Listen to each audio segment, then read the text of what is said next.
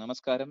ഇന്നത്തെ ചില തിരഞ്ഞെടുത്ത സാമ്പത്തിക വാണിജ്യ വാർത്തകൾ ഒന്ന് ഓടിച്ചു നോക്കാം. ആദ്യം എക്കണോമിക് ടൈംസിൽ നിന്നും auto industry seeks policy boost for faster transition to green vehicles. India's adoption of electric and hybrid vehicles is significantly lower than China's, with EV penetration at 2.5% compared to China's 49%. Experts recommend incentivizing plug-in hybrid electric vehicles to address economic and infrastructural barriers. Major automakers support this strategy as a vital step towards promoting cleaner mobility solutions. ഇപ്പോൾ auto industry സർക്കാരിനോട് കുറച്ചുകൂടെ അവർക്ക് അനുകൂലമായ ചില പോളിസികൾ കൊണ്ടുവരണമെന്ന് അഭ്യർത്ഥിച്ചിട്ടുണ്ട്. ഇപ്പോൾ ഇന്ത്യയിൽ നമ്മുടെ ഹരിത വാഹനങ്ങൾ, ഗ്രീനർ വെഹിക്കിൾസ്, അതിലോട്ട് മൂവ് ചെയ്യാനായിട്ടുള്ള ഒരു പുഷ് ഉണ്ടാകണമെന്ന് അവർ പറഞ്ഞു. അപ്പൊ ചൈനയിലൊക്കെ ഇതിന്റെ പെനിട്രേഷൻ 49% ഇ വി വെഹിക്കിൾസിന്റെ. നമ്മുടെ നാട്ടിൽ കേവലം 2.5%. അപ്പൊ ഇതൊന്ന് മുന്നോട്ട് കൊണ്ടുപോകണമെങ്കിൽ കുറച്ചുകൂടെയൊക്കെ സർക്കാർ ഇൻസെന്റിവൈസ് ചെയ്യണം, ഹൈബ്രിഡ് ഇലക്ട്രിക് വെഹിക്കിൾസ് ഒക്കെ പ്രൊമോട്ട് ചെയ്യണം എന്നും ഇവർ പറയുന്നു. രണ്ടാമത്തെ വാർത്ത എക്കണോമിക് ടൈംസിൽ നിന്നും Foxconn wants woman employees in India to take up lead positions in design tech space, says chairman Young ലിu.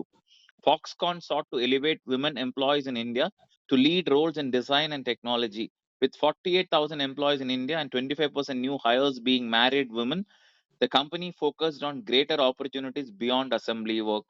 A women-only residential complex has opened in Sri Perumbudur to accommodate 18,000 workers. Foxconn also planned to establish a significant mobile manufacturing plant in Karnataka, creating 40,000 jobs. ഇപ്പോൾ Foxconn ഇന്ത്യയിൽ വൻതോതിൽ നിക്ഷേപങ്ങൾ നടത്തുന്നു. അപ്പൊ അവരുടെ ചെയർമാനായ Yong ലിയുവിനെ coat ചെയ്തിട്ടുള്ള ഒരു വാർത്തയാണ്. അവർക്ക് 48,000 എംപ്ലോയീസ് ഇന്ത്യയിലുണ്ട്. അതിൽ 25% കല്യാണം കഴിഞ്ഞ മഹിളകളാണ് എന്നാണ് പറയുന്നത്. അവർ മഹിളകളെ കൂടുതൽ റെസ്പോൺസിബിലിറ്റി ഒക്കെ എടുക്കാൻ വേണ്ടി പ്രൊമോട്ട് ചെയ്യാൻ പോകുന്നു, വിമൻ എംപ്ലോയീസിനെ എംപവർ ചെയ്യാൻ പോകുന്നു എന്നുള്ളൊരു സ്റ്റാൻസ് ആണ് അവരുടെ ചെയർമാൻ എടുത്തിട്ടുള്ളത്. അവർ ശ്രീപെരുമ്പത്തൂരിൽ ഈ സ്ത്രീ വർക്കേഴ്സിന് വേണ്ടി മാത്രം ഒരു കോംപ്ലക്സ്, റെസിഡൻഷ്യൽ കോംപ്ലക്സ് ഓപ്പൺ ചെയ്തിട്ടുണ്ട് 18,000 വർക്കേഴ്സിനെ അക്കോമഡേറ്റ് ചെയ്യാൻ വേണ്ടിയിട്ട്. അതുപോലെ തന്നെ കർണാടകത്തിൽ പുതിയ ഒരു മാനുഫാക്ചറിംഗ് പ്ലാന്റ് തുറക്കാൻ പോകും. 40,000 തൊഴിലവസരങ്ങൾ ഫോക്സ്കോൺ സൃഷ്ടിക്കുന്നു എന്നും ഇതിൽ പറയുന്നു. പിന്നെ ഫിനാൻഷ്യൽ എക്സ്പ്രസ്, എല്ലാവർക്കും അറിയാം ഫോക്സ്കോൺ ഒന്ന് ഐഫോണിന്റെ അസംബ്ലേഴ്സ് ആണ്. അവരാണ് ഐഫോൺ ആപ്പിളിന് വേണ്ടി നിർമ്മിച്ചു കൊടുക്കുന്നത്. ഫിനാൻഷ്യൽ എക്സ്പ്രസിലോട്ട് പോയി കഴിഞ്ഞാൽ India to install 40 to 50 small modular nuclear reactors to reach net zero emission by 2070, says Tata Consulting Engineers CEO. India plans to install 40 to 50 small modular nuclear reactors, primarily to replace captive thermal power facilities in order to reach net zero emissions by 2070. According to a senior industry officials, the 220 megawatt pressurized heavy water reactor is currently undergoing redesign through the use of 3D design platforms. അപ്പോൾ ഇന്ത്യയിൽ 40 മുതൽ 50 വരെ ചെറിയ modular nuclear reactors കൊണ്ടുവരാൻ പോകുന്നു. 2070 ആകുമ്പോഴേക്കും നമ്മൾ clean എനർജിയിലോട്ട് പോകാൻ വേണ്ടിയിട്ട്, അപ്പോൾ എമിഷൻസ് ഒക്കെ കുറയ്ക്കാൻ വേണ്ടിയിട്ട്, തെർമൽ പവറിന്റെ യൂസേജ് കുറയ്ക്കാൻ വേണ്ടിയിട്ടും ഇങ്ങനെ ഒരു നടപടി ഇന്ത്യ എടുക്കാൻ സാധ്യതയുണ്ടെന്ന് ടാറ്റ കൺസൾട്ടിംഗ് എഞ്ചിനീയേഴ്സിന്റെ ചീഫ് എക്സിക്യൂട്ടീവ് ഓഫീസർ പറഞ്ഞതായിട്ട് ഫൈനാൻഷ്യൽ എക്സ്പ്രസ് റിപ്പോർട്ട് ചെയ്യുന്നു. വീണ്ടും ഒരു വാർത്ത ഫൈനാൻഷ്യൽ എക്സ്പ്രസിൽ നിന്നും US India's top trade partner again pips China in first half year 2024. The US reclaimed the slot of India's top trading partner in January to June period of this calendar year with growth of 5.3% to $62.5 billion. But New Delhi's largest trade deficit in the period was with China, according to a report by Global Trade Research Initiative. അപ്പോൾ ഇന്ത്യയുടെ ഏറ്റവും വലിയ trading partner ആയിട്ട് America വീണ്ടും ഉയർന്നു വന്നിട്ടുണ്ട്. ഈ വർഷത്തെ, ഈ കലണ്ടർ വർഷത്തെ ജനുവരി മുതൽ ജൂൺ കാലയളവിൽ 6 മാസം, ആദ്യത്തെ 6 മാസത്തിൽ ഏറ്റവും വലിയ ട്രേഡ് പാർട്ട്ണറായി $625 കോടി വ്യാപാരമാണ് ഇന്ത്യയും അമേരിക്കയും തമ്മിൽ നടന്നത്. എന്നാൽ ഇന്ത്യക്ക് ഏറ്റവും കൂടുതൽ ട്രേഡ് ഡെഫിസിറ്റ് ഉള്ളത്, കൂടുതൽ ഇന്ത്യ ഇറക്കുമതി ചെയ്യുന്നത്, കയറ്റുമതിയെക്കാളും കൂടുതൽ ഇറക്കുമതി ചെയ്യുന്നത് ചൈനയിൽ നിന്നുമാണെന്നും ഈ വാർത്തയിൽ സൂചിപ്പിക്കുന്നു. മിന്റിലോട്ട് പോയി കഴിഞ്ഞാൽ India's Commercial reality booms as global companies expand. GCCs, Delhi NCR emerges as hotbed driven by Noida Express Highway. A recent joint report by CBRE and Xeoin highlights this trend, revealing that since 2022, global companies have leased nearly 53 million square feet of office spaces in key cities such as Bengaluru, Hyderabad, Chennai, Pune, Delhi NCR, and Mumbai to establish and expand their business. India's commercial real estate sector is experiencing unprecedented growth, driven largely by rapid expansion of global capacity centers. ഇപ്പോൾ ഇന്ത്യയിലെ commercial real estate വ്യാപാരത്തിന് വേണ്ടി എടുക്കുന്ന real എസ്റ്റേറ്റിന്റെ demand വൻതോതിൽ വർദ്ധിച്ചിട്ടുണ്ട്. 2022 ശേഷം 53 million, അതായത് 5.3 കോടി square feet office space ആണ് ബംഗളൂരു, ഹൈദരാബാദ്, ചെന്നൈ, പൂനെ, ഡൽഹി NCR, മുംബൈയിലൊക്കെ വലിയ വലിയ കമ്പനികൾ എടുത്തിട്ടുള്ളത്. അവരുടെ ഗ്ലോബൽ കപ്പാസിറ്റി സെന്റേഴ്സ് ഇന്ത്യയിലോട്ട് ഷിഫ്റ്റ് ചെയ്ത് ഇവിടെ കൂടുതൽ തൊഴിലവസരങ്ങൾ സൃഷ്ടിച്ചിട്ടുണ്ട്. അപ്പോൾ അത് കാരണം ഇന്ത്യയിൽ കമേഴ്സ്യൽ റിയൽ എസ്റ്റേറ്റിന്റെ ഒരു ബൂമാണ് ഇപ്പോൾ കാണുന്നതെന്നാണ് ഈ വാർത്തയിൽ പറയുന്നത്. അടുത്തൊരു വാർത്ത, Mint SEBI spends below 5% of investor protection fund on education, awareness of investors, etc., report says. The annual accounts of capital markets regulator SEBI for the past 10 years revealed that the utilization of investor protection and educational fund hit a record low of 2.8 crore in 2023-24. Meanwhile, expenses from IPEF stood at 11.9 crores in 2022-23 and 6.8 crores in 21-22 and 28.8 crores in 2021. The expense as a percentage of the fund have remained in the range of 0.5 to 5% in the past 5 years. അപ്പോൾ സെബിക്ക് ഒരു പ്രത്യേക ഫണ്ടുണ്ട്, investor protection and education fund. അതിന്റെ ഉപയോഗം വലിയ തോതിൽ നടക്കുന്നില്ല എന്നുള്ള റിപ്പോർട്ടാണ് വന്നിട്ടുള്ളത്. 5% മാത്രമേ നടക്കുന്നുള്ളൂ. 2023-24 കാലയളവിൽ ഈ ഫണ്ടിൽ നിന്നും കേവലം 2.8 കോടി രൂപ മാത്രമാണ് സെബി ചെലവഴിച്ചത്. ഇതിന് മുമ്പിലത്തെ വർഷങ്ങളിൽ 11.9 കോടി, 6.8 കോടി, 28.8 കോടി എന്നൊക്കെ നിലവിൽ ചെലവഴിച്ചിട്ടുണ്ടായിരുന്നു. എന്നാൽ ഏറ്റവും കുറഞ്ഞ ഈ പൈസ ചെലവഴിച്ചത് കഴിഞ്ഞ സാമ്പത്തിക വർഷമാണെന്നും ഇതിൽ പറയുന്നു. ബിസിനസ് ലൈനിലോട്ട് പോയി കഴിഞ്ഞാൽ Anil Ambani exploring legal options against SEBI order. Anil Ambani is taking legal advice on the order passed by securities and exchange board of India which barred him from accessing the securities market for 5 years for alleged diversion of funds. അപ്പോൾ നമ്മുടെ Anil അംബാനിക്ക് സെബിയുടെ notice കിട്ടി, 5 വർഷത്തേക്ക് ഓഹരി വിപണിയിലൊന്നും വരാൻ പാടില്ല, securities മാർക്കറ്റിൽ വരാൻ പാടില്ല എന്ന ബാൻ ഉണ്ട്.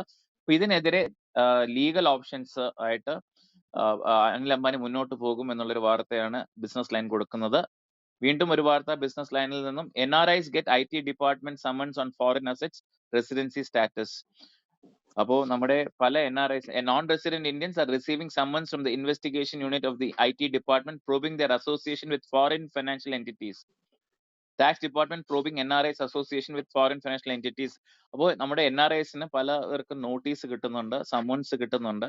അവരുടെ ഫോറിൻ ഉള്ള ലാൻഡിലുള്ള ആസ്തികളെ കുറിച്ച്, ഫോറിൻ അസറ്റ്സും അതുപോലെ തന്നെ അവരുടെ റെസിഡൻസി സ്റ്റാറ്റസിനെ കുറിച്ചുള്ള ചില ക്വരീസ് വരുന്നുണ്ട്. അതിന് സമ്മൻസ് ഒക്കെ കൊടുക്കുന്നുണ്ടെന്നുള്ള ഒരു വാർത്ത ബിസിനസ് ലൈൻ റിപ്പോർട്ട് ചെയ്യുന്നു. ബിസിനസ് സ്റ്റാൻഡേർഡിലോട്ട് പോയി കഴിഞ്ഞാൽ, Infosys eyes acquisition more in tech buys possible, CEO Salil Parikh. After 2 acquisitions in the year, India's second largest IT services company, Infosys, is on the lookout to scoop up more firms and says the acquisition matching scale of recent in tech buy is certainly a possibility. അപ്പോൾ ഇൻഫോസിസ് കൂടുതൽ കമ്പനികളെ വാങ്ങാൻ ശ്രമിക്കുന്നു, അവർ acquire ചെയ്യാൻ ശ്രമിക്കുന്നു എന്നുള്ള ഒരു വാർത്തയാണ്. അവരുടെ ചീഫ് എക്സിക്യൂട്ടീവ് ഓഫീസറായ സലീൽ പരീഖിനെ കോട്ട് ചെയ്തുകൊണ്ടുള്ള വാർത്തയാണ് ബിസിനസ് സ്റ്റാൻഡേർഡ് കൊടുത്തിട്ടുള്ളത്.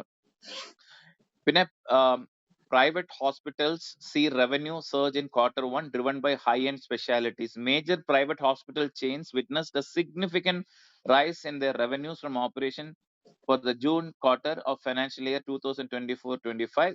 This was driven by revenue growth in specialties such as oncology, neuroscience, and robotic surgeries. ഇപ്പോൾ ഇന്ത്യയിലെ പ്രൈവറ്റ് ഹോസ്പിറ്റൽ മേഖലയിലെ കമ്പനികൾക്ക് വൻ വരുമാന വർധന ഉണ്ടായിട്ടുണ്ട് എന്നുള്ളൊരു വാർത്തയാണ് വരുന്നത്. അത് April May June 2024 April May June കാലയളവിലാണ് ഈ വരുമാന വർധന ഉണ്ടായിട്ടുള്ളത്. ഇതിന് പ്രധാനമായിട്ടും ഓൺകോളജി, ക്യാൻസർ സംബന്ധമായ ചികിത്സയിൽ നിന്നും അതുപോലെ തന്നെ ന്യൂറോ സയൻസ്, ബ്രെയിൻ സംബന്ധമായ ചികിത്സ, അതുപോലെ റോബോട്ടിക് സർജറീസ്, ഈ മേഖലയിൽ നിന്നുമാണ് കൂടുതൽ വരുമാന വർധനവ് ഉണ്ടായിട്ടുള്ളത്. ഇതിൽ ഏറ്റവും കൂടുതൽ വരുമാന വർധനവ് ഉണ്ടായത് മാക്സ് ഹെൽത്ത് കെയർ എന്ന കമ്പനിക്കാണ്. 20% വരുമാന വർധനവ്. അതുപോലെ തന്നെ ഫോർട്ടിസ് ഹെൽത്ത് കെയറിന് 12.2% വരുമാന വർധനവും അപ്പോളോ ഹോസ്പിറ്റലിന് 15% വരുമാന വർധനവും ഈ കാലയളവിൽ ഉണ്ടായിട്ടുണ്ടെന്നാണ് ഈ വാർത്തയിൽ പറയുന്നത്. ഇതാണ് ഇന്നത്തെ തിരഞ്ഞെടുത്ത 10 വാർത്തകൾ. ഇനി നമുക്ക് ഇന്നത്തെ പദപരിചയത്തിലോട്ട് നമുക്ക് പോകാം. പദപരിചയം എന്ന് പറഞ്ഞ ഇന്നത്തെ പ്രോഫിറ്റ് ആൻഡ് ലോസ് അക്കൗണ്ട് എന്നുള്ള ഒരു ടെർമിനോളജി ഒന്ന് പറയാം. ഇന്നലെ നമ്മൾ ബാലൻസ് ഷീറ്റ് എന്നാൽ എന്തെന്ന് പറഞ്ഞിരുന്നു. ഈ trading profit and loss account എന്നുള്ള trading profit and loss account എന്ന് പറഞ്ഞ എല്ലാ ഒരു വ്യാപാര സ്ഥാപനങ്ങൾക്കും കർശനമായി അവർ മെയിൻറ്റെയിൻ ചെയ്യേണ്ട ഒരു അക്കൗണ്ട് ആണ്. അതിൽ അവർക്ക് എന്തൊക്കെ വരവ് ചെലവുകൾ, ഒരു പർട്ടിക്കുലർ കാലയളവിന്റെ വരവ് ചെലവ് കണക്കാക്കലാണ് ഈ പ്രോഫിറ്റ് ആൻഡ് ലോസ് അക്കൗണ്ട് കൊണ്ട് ഉദ്ദേശിക്കുന്നത്. ആദ്യം ട്രേഡിംഗ് അക്കൗണ്ട്, അതിൽ നിന്ന് ട്രേഡിംഗ് അക്കൗണ്ടിൽ പ്രധാനമായിട്ടും അവർ റോ മെറ്റീരിയൽസ് വാങ്ങിക്കുന്നതും ലേബർ കോസ്റ്റും ഇതൊക്കെ ഫാക്ടർ ചെയ്യും. പിന്നെ എത്രയാണോ അവർ മൊത്തം അത് വിൽക്കുന്നത്, അത് രണ്ടും ഫാക്ടർ ചെയ്തിട്ട് അവർക്ക് ലഭിക്കുന്ന ലാഭം, അതിനെ ഗ്രോസ് പ്രോഫിറ്റ് എന്ന് പറഞ്ഞ് അത് അവർ പ്രോഫിറ്റ് ആൻഡ് ലോസ് അക്കൗണ്ടിലോട്ട് കൊണ്ടുവന്നിട്ട് അവർക്ക് കമ്പനി നടത്തിക്കൊണ്ടുപോകാനുള്ള മറ്റു ചിലവുകൾ അതിൽ നിന്നും കുറയ്ക്കും. അതായത് എംപ്ലോയീസിന്റെ സാലറി, അഡ്വർടൈസിങ് കോസ്റ്റ്, ഇതൊക്കെയാണ് പ്രോഫിറ്റ് ആൻഡ് ലോസ് അക്കൗണ്ടിൽ വരുന്ന എക്സ്പെൻസസ്. ഈ ഒരു പ്രോഡക്റ്റ് പ്രൊഡ്യൂസ് ചെയ്യാനുള്ള എക്സ്പെൻസസ് ഒക്കെ ഫാക്ടർ ചെയ്യുന്നത് ട്രേഡിംഗ് അക്കൗണ്ടിലും.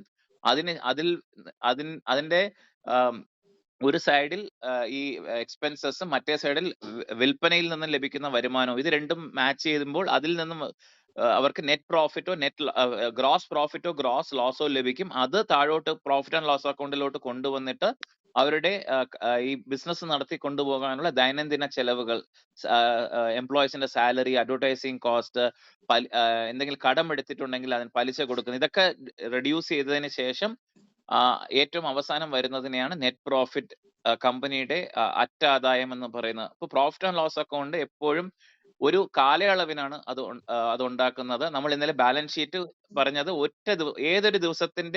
ഒരു ദിവസത്തിൽ കമ്പനിയുടെ മൂല്യം എന്താണെന്ന് നോക്കാൻ വേണ്ടിയാണ് നമ്മൾ ബാലൻസ് ഷീറ്റ് ഉപയോഗിക്കുന്നത്. പൊസിഷൻ സ്റ്റേറ്റ്മെന്റ് എന്നാണ് പറയുന്നത്. പൊതുവെ ഒരു വർഷ അവസാനത്തിന്റെ 31 മാർച്ചിലാണ് അത് പൊതുവെ ഉണ്ടാക്കുന്നത്. എന്നാൽ ഈ trading profit and loss account ഒരു സാമ്പത്തിക വർഷത്തിലേക്കാണ് അവർ പൊതുവെ ഉണ്ടാക്കുന്നത്. ഏപ്രിൽ 1 മുതൽ മാർച്ച് 31 വരെയുള്ള കാലയളവിൽ എന്തൊക്കെ കമ്പനിയിൽ വിറ്റുവരവ് നടന്നു, എന്തൊക്കെ വരവ് ചെലവ് നടന്നു, ഇതിന്റെ ഒരു ആകെത്തുകയാണ് പ്രോഫിറ്റ് ആൻഡ് ലോസ് അക്കൗണ്ട്. ഇതിൽ ലഭിക്കുന്ന പ്രോഫിറ്റിനെയോ ലോസിനെയോ അവർ വീണ്ടും അത് ബാലൻസ് ഷീറ്റിലോട്ട് ട്രാൻസ്ഫർ ചെയ്യും. ഇതാണ് ഇന്നത്തെ പദപരിചയം, trading profit and loss account. ഇത്രയും പറഞ്ഞുകൊണ്ട് എൻ്റെ വാർത്ത വായന ഞാൻ ചുരുക്കുന്നു.